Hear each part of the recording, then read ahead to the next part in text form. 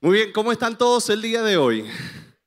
Muy bien, nosotros aquí estamos súper emocionados porque este día vamos a comenzar, estamos dando inicio a esta serie titulada Factor Familia.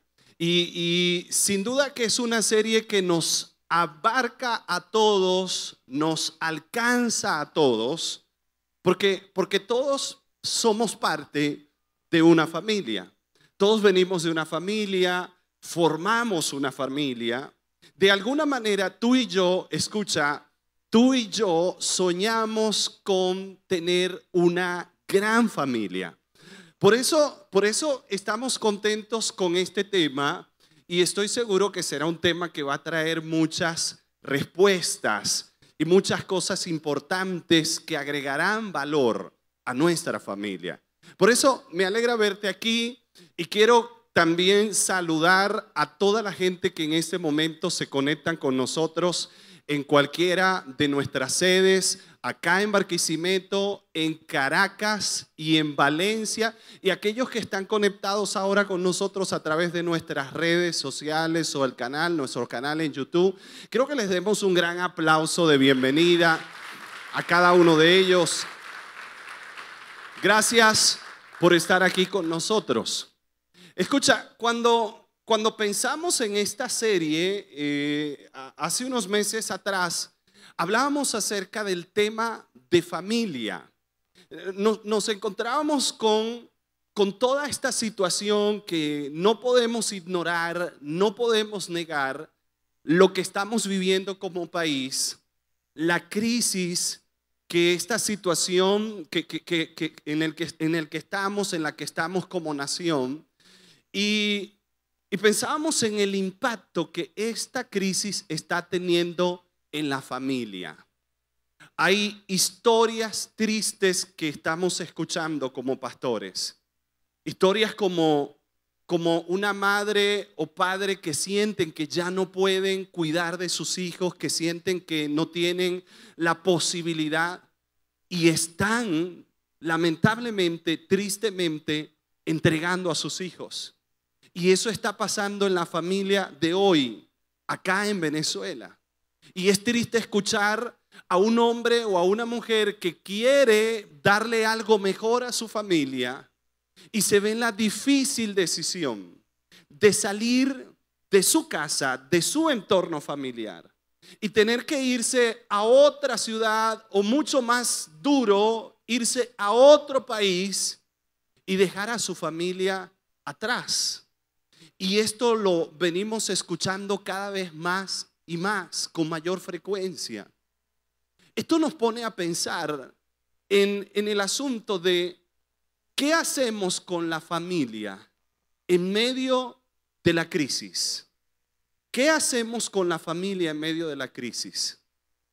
Yo recuerdo un hecho histórico bíblico, un momento que fue el tiempo de mayor crisis que la nación de Israel experimentó en su historia.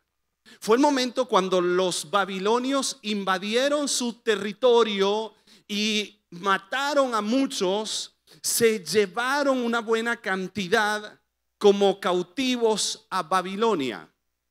Y durante 25 años, los primeros 25 años después de esto, quienes estaban en Babilonia como cautivos, durante 25 años no habían construido casas, vivían en tiendas, no habían generado un sistema productivo que les permitiera mantenerse financieramente, no se estaban casando, ni siquiera daban a sus hijos en casamiento. Porque ellos tenían la idea, algunos falsos profetas les habían dicho, esto va a pasar, esto no va a durar mucho, pero el mensaje de Dios decía que eso duraría hasta 70 años. Pero estaban en esta condición como de parálisis, como esperando una salida rápida, pero tristemente dejando de cuidar la familia. Y en ese momento Dios dirige a uno de sus profetas. llamado Jeremías. Él no estaba en Babilonia, él quedó entre los pocos que estuvieron en Jerusalén. Y desde allí Dios le dirige para dar un mensaje a los que estaban en Babilonia. Y estas fueron las palabras. Voy a parafrasear las palabras que Jeremías escribió en una carta y la envió con un mensajero a Babilonia. Dios les dijo: este es mi llamado para ustedes. Construyan casas.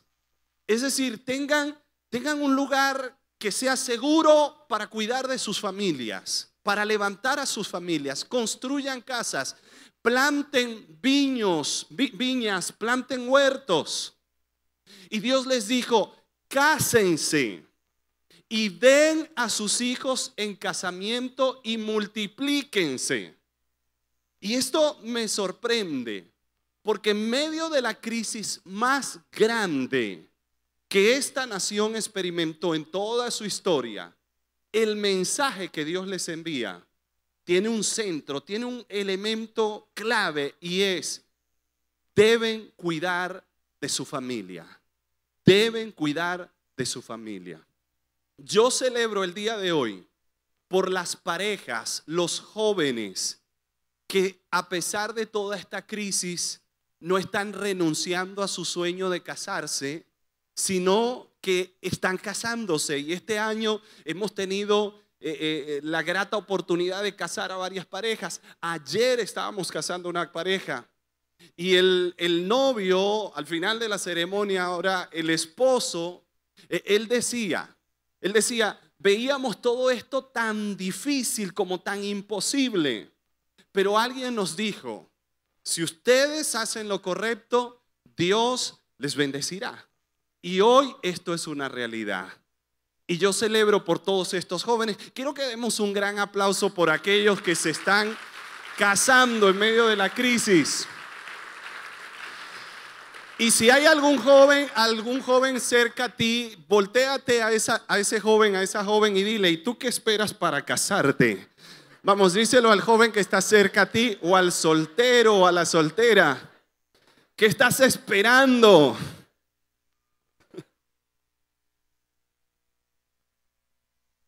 Si esperas que termine la crisis, no estarás haciendo lo correcto. Pero ahora hay dos preguntas en las que quiero invitarte a pensar por un minuto. ¿Cuán determinante es la familia? ¿Cuán determinante es la familia?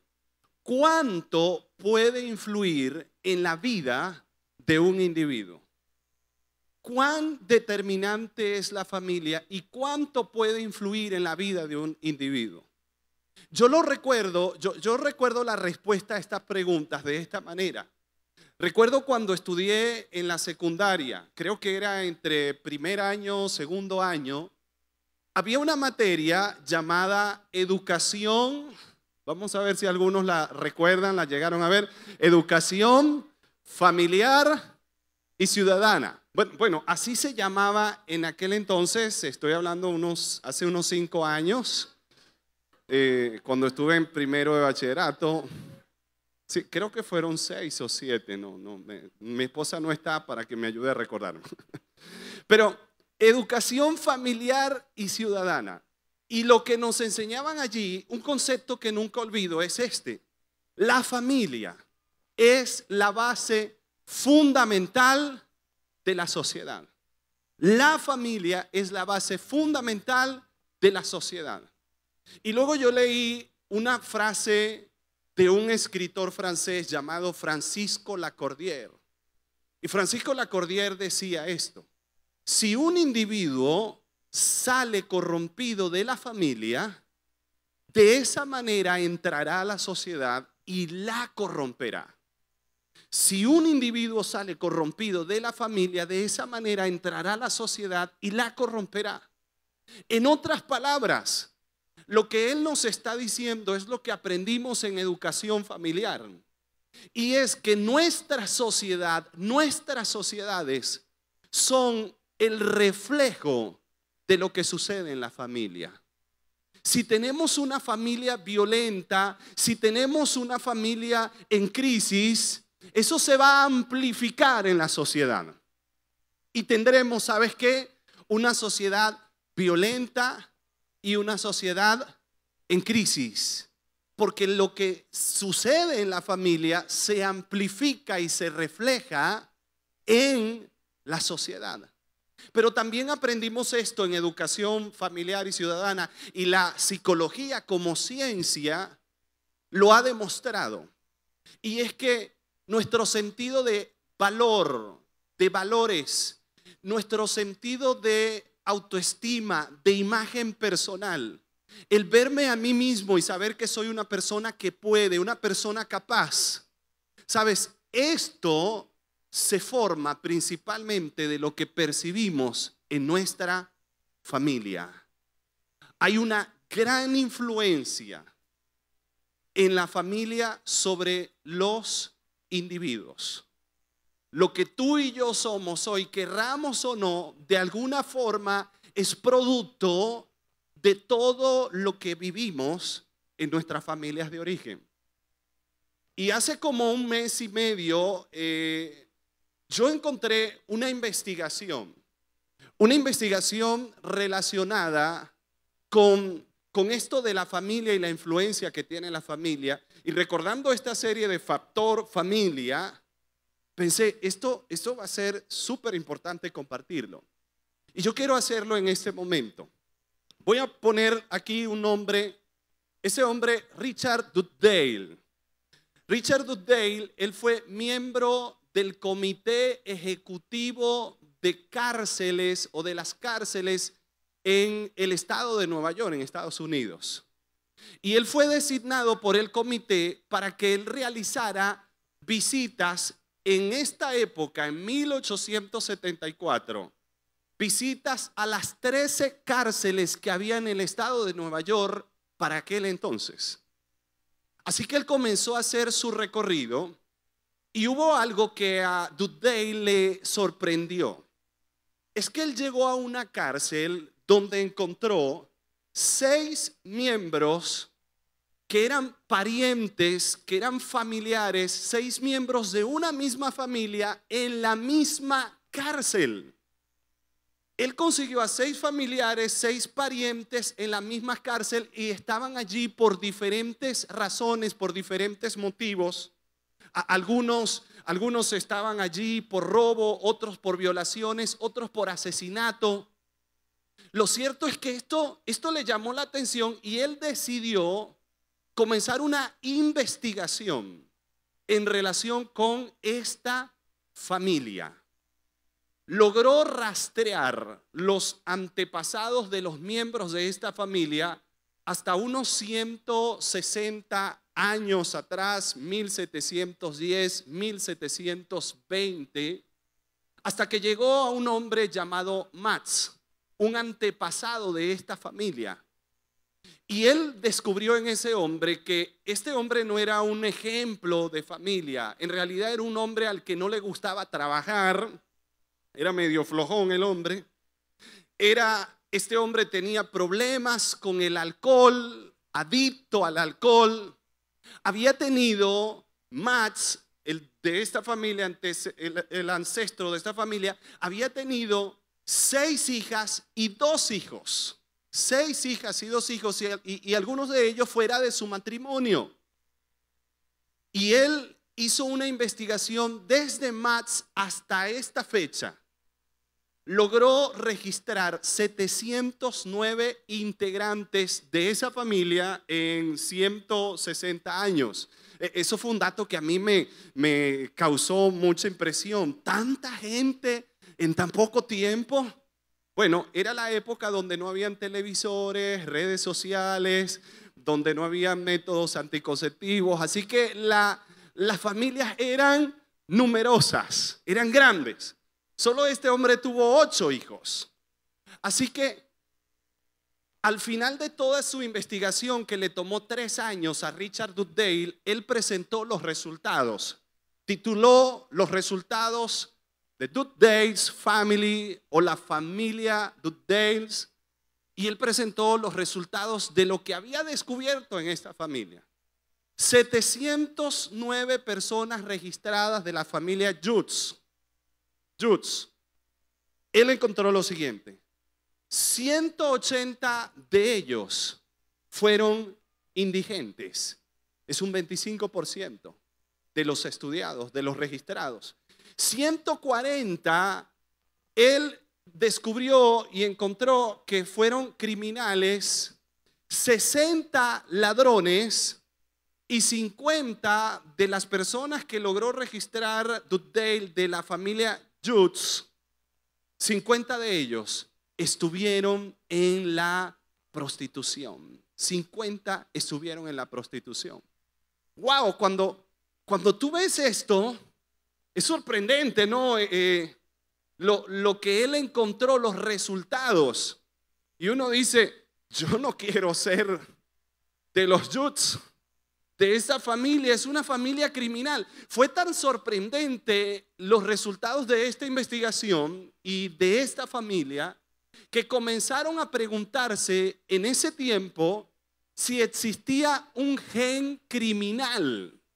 ¿Será que hay algo en la genética que hace que algunas familias tengan una tendencia a lo malo, al crimen, más que otras familias? Y luego científicos demostraron que genéticamente no hay una influencia, es decir, no existe un gen criminal. Lo que sí se determinó y a la conclusión que se llegó fue la siguiente: fue que una familia no saludable tiene un efecto negativo y desestabilizador. Escucha, una familia no saludable, cuando tú y yo crecemos en el entorno de una familia que no es saludable, una familia donde lo que predomina es la violencia, es el abuso, o es el divorcio, o es el maltrato, el engaño.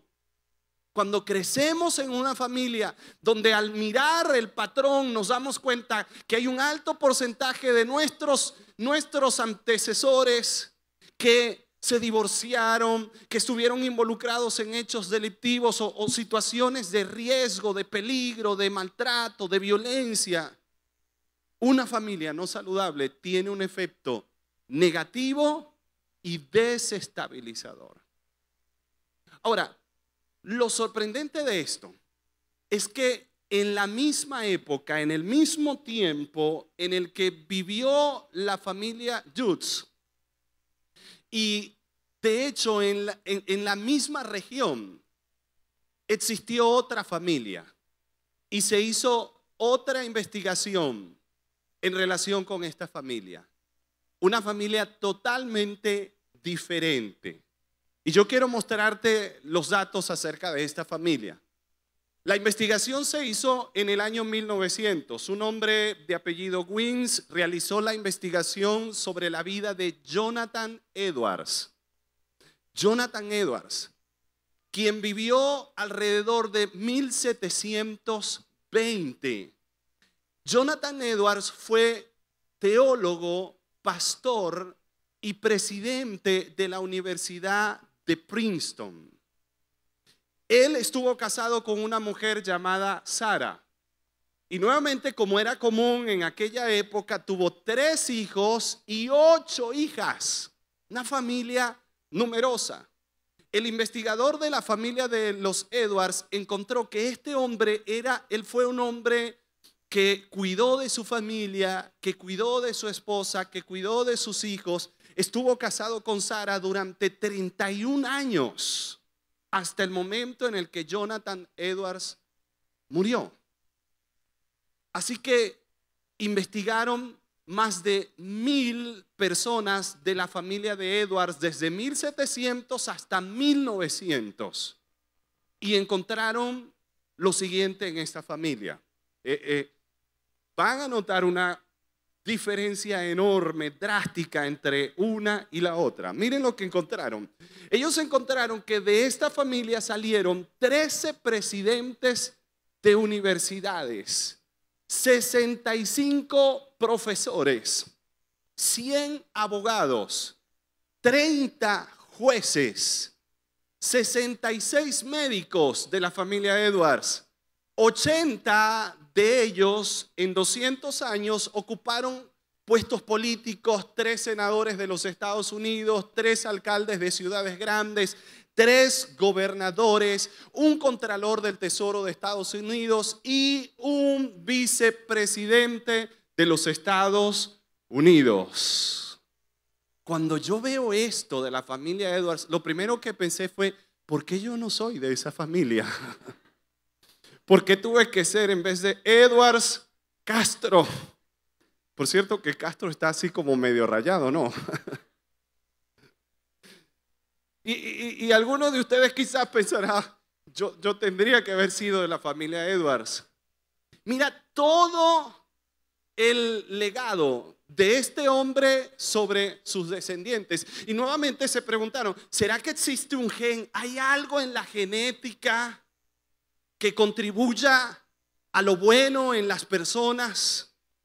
Y encontraron, no es un asunto genético. Lo que sí es cierto y lo que sí es determinante es que una familia saludable es una increíble ventaja en la vida. Una familia saludable es una increíble ventaja en la vida. Y yo quiero que tú me ayudes a decirle al que está a tu derecha, que está así como medio distraído, mira a esa persona y dile, mi amigo, vamos, dile, mi amigo. Una familia saludable es una increíble ventaja en la vida. Vamos, díselo a alguien más cerca a ti. Vamos, mira a alguien más y dile, una familia saludable es una increíble ventaja en la vida. Ahora, no todos en la familia Jutz fueron criminales, pero un alto porcentaje de ellos sí. No todos en la familia Edwards fueron personalidades destacadas, pero un alto porcentaje de ellos sí. Y cuando uno lee esto, cuando yo leí esto, te voy a decir qué fue lo que yo sentí y qué fue lo que pasó en mí. Creo que muy probablemente a ti te esté pasando esto. Yo comencé a pensar en mi familia. Bueno, no somos los Jutz, pero menos los Edwards. Y creo que si nos acercamos a uno de los dos, me parece que estamos más cerca de los Jutz que los Edwards. Y si una familia negativa o no saludable tiene una influencia negativa y desestabilizadora, y una familia saludable es una increíble ventaja en la vida, pensando en mi familia, yo decía, Dios mío, ¿dónde quedo yo en medio de esto? ¿Dónde quedamos en medio de esto? Estoy perdido. Y tal vez algunos de ustedes escuchan esto y piensan en su trasfondo, su familia, su entorno familiar. Y tal vez algunos dicen y sienten, uy, si es así como lo está diciendo pastor, no queda ninguna esperanza para mí. Y yo quiero agregar un poquito más de tensión a esto que estoy comentándoles. Y es lo siguiente, escucha, no puedes cambiar nada en relación con tus antepasados.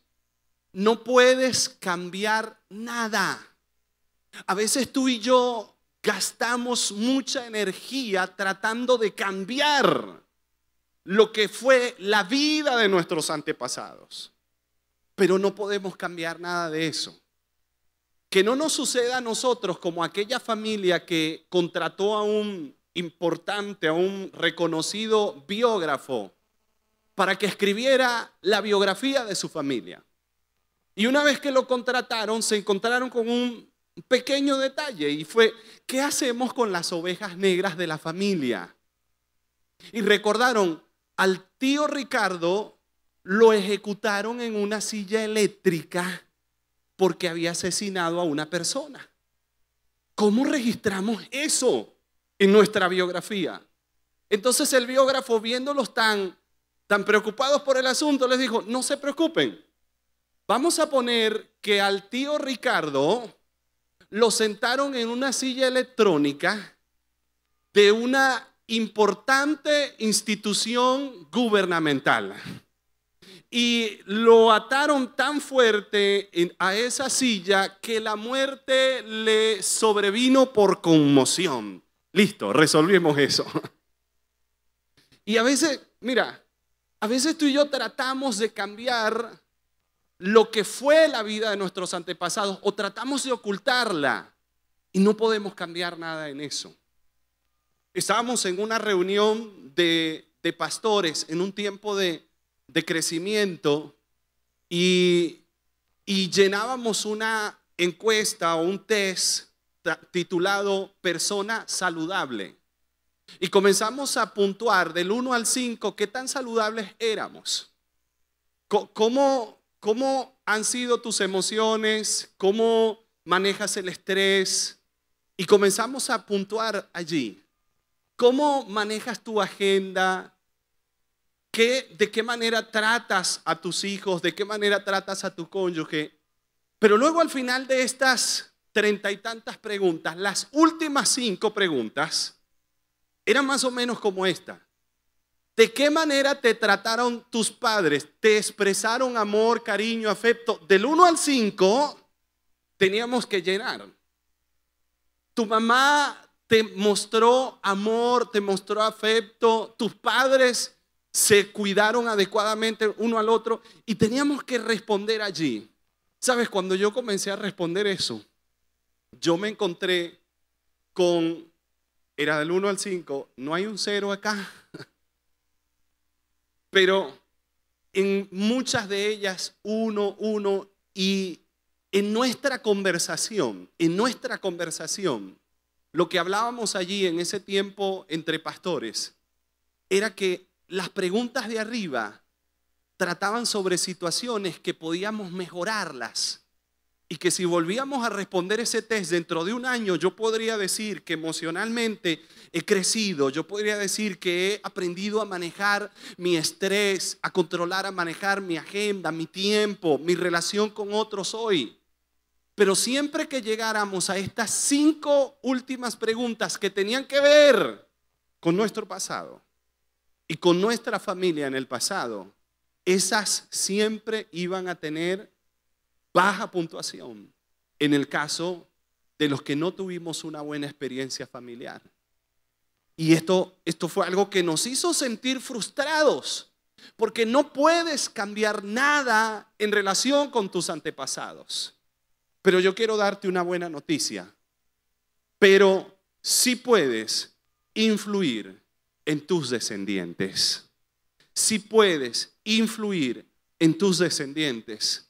Tú puedes a partir de hoy marcar una nueva historia, crear una nueva historia, dejar un legado diferente.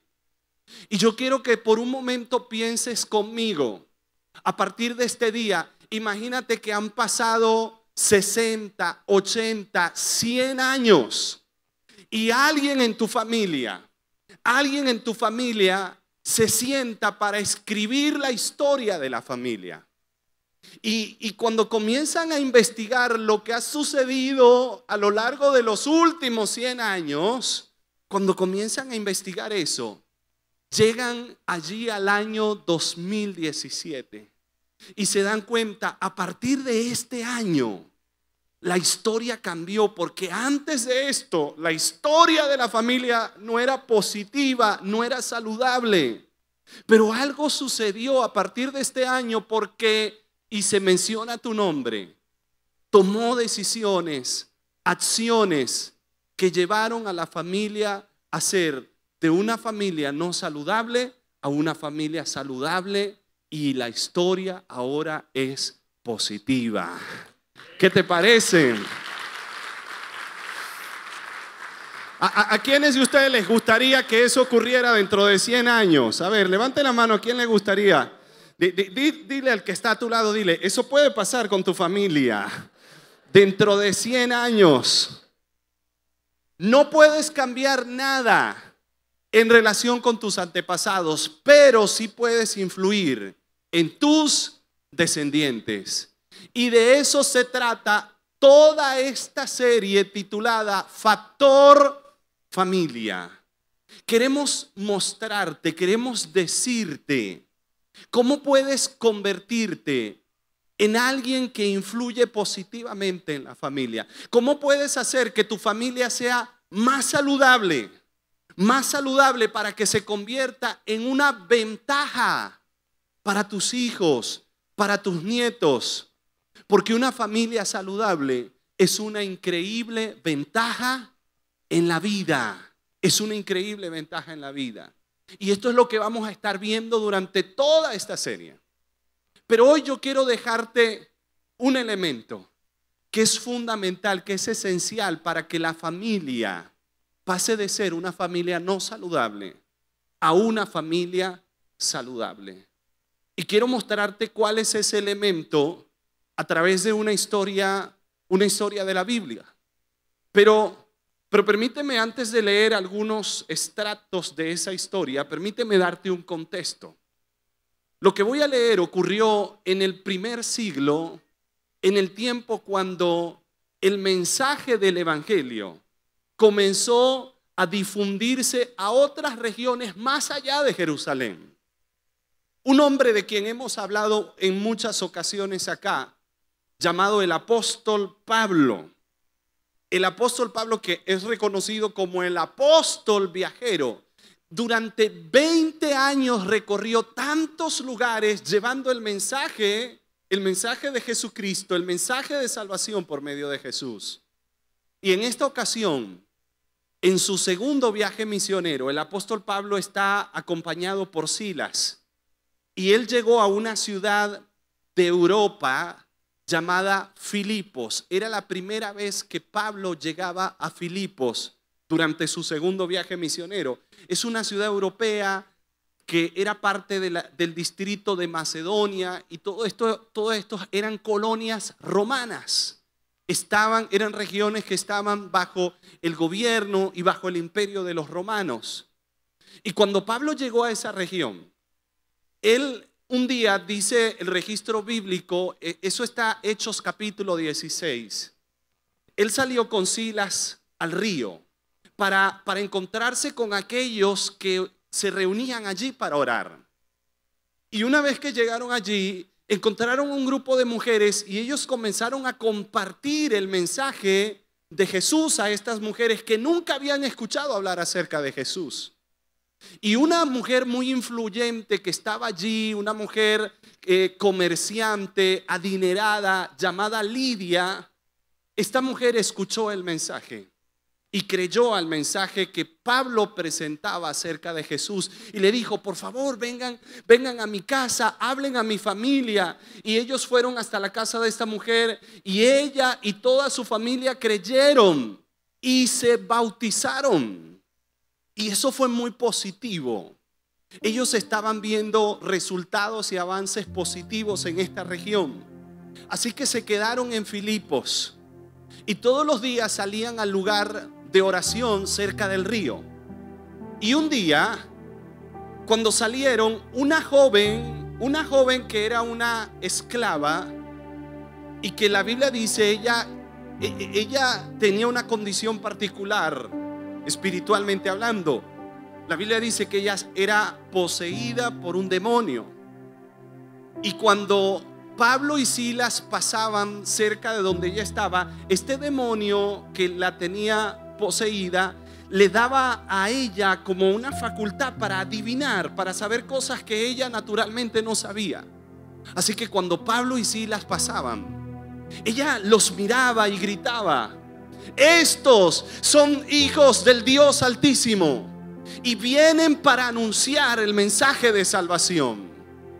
Y esto suena positivo, es decir, ella no está diciendo algo falso, no está diciendo algo negativo, pero luego de algunos días de hacerlo, Pablo se sintió incómodo con eso, porque primero, él sabía que lo que esa mujer decía, lo decía bajo la influencia de este demonio que le permitía conocer eso. Pero segundo, él no esperaba que el mensaje de Dios se conectara con esto que no tenía nada que ver con Dios. Así que un día Pablo se volteó hacia la mujer y hablándole al demonio que estaba en ella, le dijo: en el nombre de Jesucristo, sal de ella. Y al instante ella quedó libre de este espíritu que la atormentaba y que la controlaba. Y eso fue también algo positivo. Pero los dueños de esta mujer, o los amos de esta joven, al ver que ya no tenía ese espíritu que le permitía adivinar, entonces se molestaron con Pablo y Silas y fueron hasta donde estaban y los atraparon y los llevaron arrastrados hasta las autoridades romanas. Y estando allí los acusaron de rebelión. Dijeron: ellos hacen y dicen cosas que van en contra del gobierno romano. Así que las autoridades romanas ordenaron que les quitaran sus vestiduras y los azotaran fuertemente con varas. Y luego los metieron en la cárcel y le pidieron al carcelero que estuviese muy atento para que no se escaparan. Y es así como se registra en Hechos capítulo 16, verso 24. Le ordenaron al carcelero, y quiero que presten atención a este personaje, porque es nuestro personaje central en realidad en el contexto de este mensaje de hoy. Le ordenaron al carcelero que se asegurara de que no escaparan. Así que el carcelero los puso en el calabozo de más adentro y les sujetó los pies en el cepo. Alrededor de la medianoche, escucha lo que sucedió. Pablo y Silas estaban orando y cantando himnos a Dios, y los demás prisioneros escuchaban. Y me encanta esa actitud mental en ellos. Me encanta esa conexión espiritual, que a pesar de estar en una situación injusta, a pesar de haber sido maltratados de manera injusta, ellos no dejaron de mantener la esperanza en su corazón. Y cantaban himnos y oraban, como diciendo: tenemos un Dios en el cielo que es justo, que nos defiende, y no dejamos de reconocerle aunque estemos en el momento más difícil de nuestra vida. Fantástica esta actitud mental en ellos. Pero luego dice: de repente hubo un gran terremoto y la cárcel se sacudió hasta sus cimientos. Al instante todas las puertas se abrieron de golpe y a todos los prisioneros se les cayeron las cadenas. El carcelero se despertó y vio las puertas abiertas de par en par. Dio por sentado que los prisioneros se habían escapado y le habían encargado: asegúrate de que no se escapen. Y cuando él vio eso, en medio de esa oscuridad, vio las puertas abiertas y pensó que se habían escapado. Entonces dice: por lo que sacó su espada para matarse. Yo quiero que pensemos un momento en esto. Él sabía que si se habían escapado los presos, él tenía que pagarlo con su propia vida. Pero mira la desesperación en la que este hombre entró en este punto. Ni siquiera quiso esperar ver si de alguna manera solucionaba eso que parecía ser tan dramático y negativo para él. Y este hombre, este carcelero, tenía una familia, y ya lo vamos a ver en el registro, en lo que se sigue diciendo acá. Pero en ese momento de desesperación, él no buscó una alternativa positiva.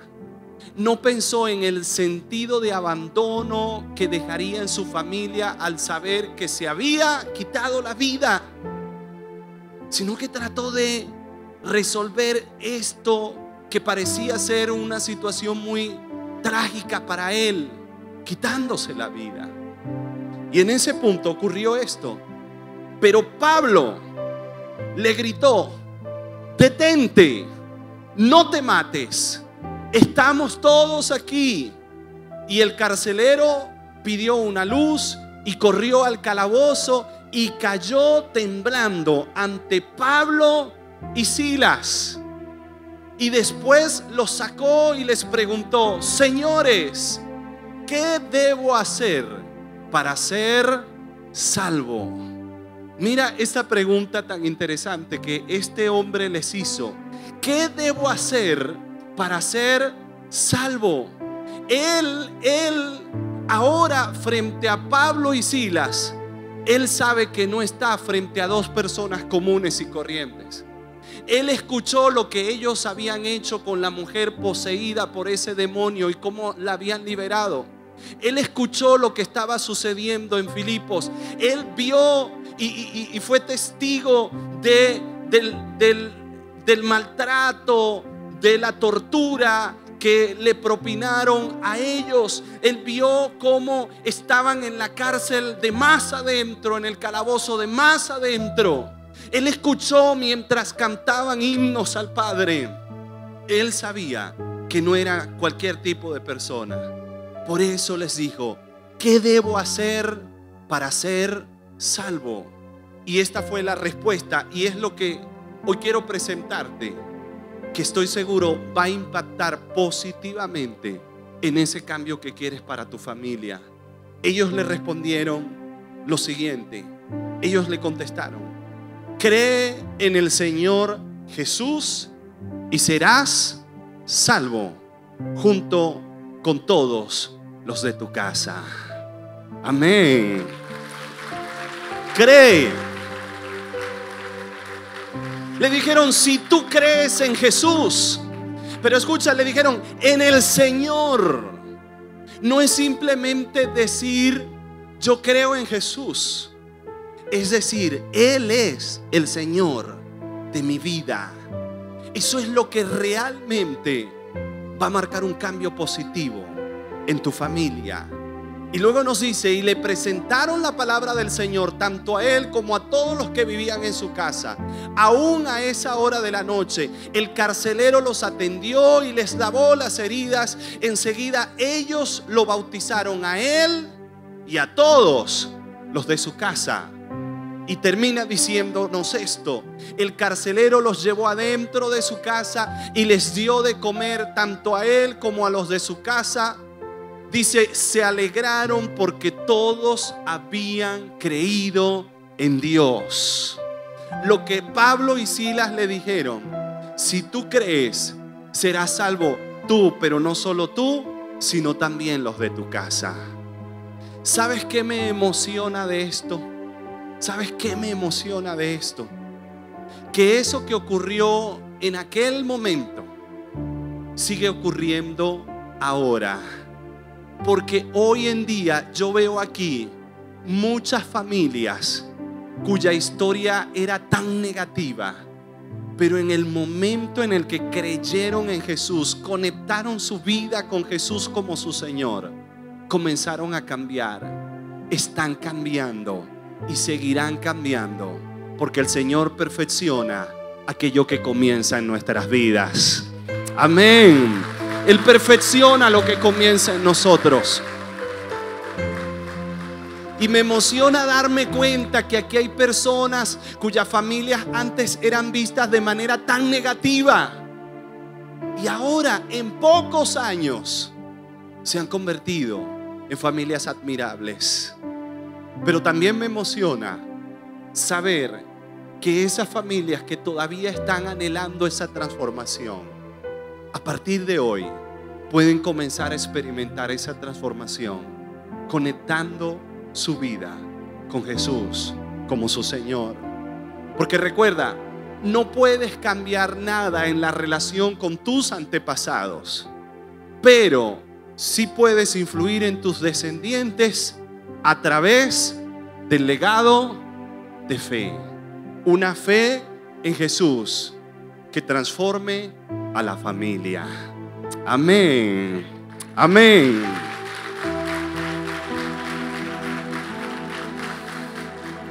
Y hoy yo quiero hacer una oración especial por cada uno de ustedes. Quisiera invitarles que me acompañen.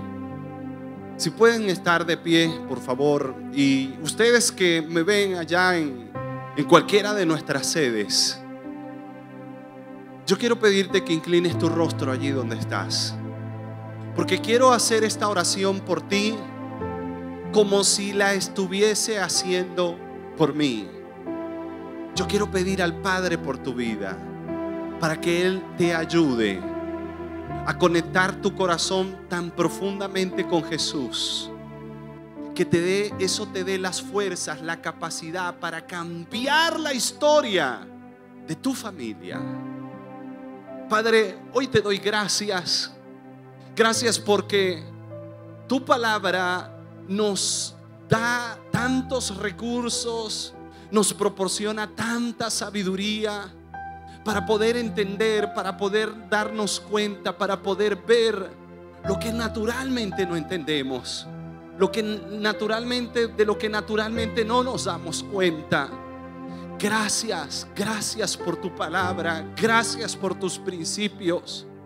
Hoy escuchamos este mensaje y hay una tensión en nuestros corazones porque nuestra familia quizás no es una familia saludable en la mayoría de los casos. No vinimos de ese tipo de familias. Pero Señor, queremos que haya un cambio. No podemos cambiar lo que ocurrió con nuestros antepasados, pero sí podemos cambiar lo que va a suceder con nuestros descendientes. Si podemos darles el legado de una familia saludable que se convierta en una increíble ventaja para sus vidas. Por eso, Señor, y yo quiero que digas esta parte de la oración conmigo en tus palabras. Di conmigo: Padre Celestial, hoy conecto mi corazón con tu corazón. Hoy te invito, Jesús, para que seas el Señor de mi vida. Dirige mis pasos. Quiero seguir tu modelo. Quiero vivir como tú viviste. Quiero hacer las cosas que tú hiciste. Que mi vida, dile, sea tan transformada que esto impacte a toda mi familia. Te lo pido, Padre, en Cristo Jesús. Y creemos, Señor, que tú nos darás las fuerzas para cambiar y dejar un mejor legado, un legado de fe a nuestras familias. En Cristo Jesús. Amén. Amén.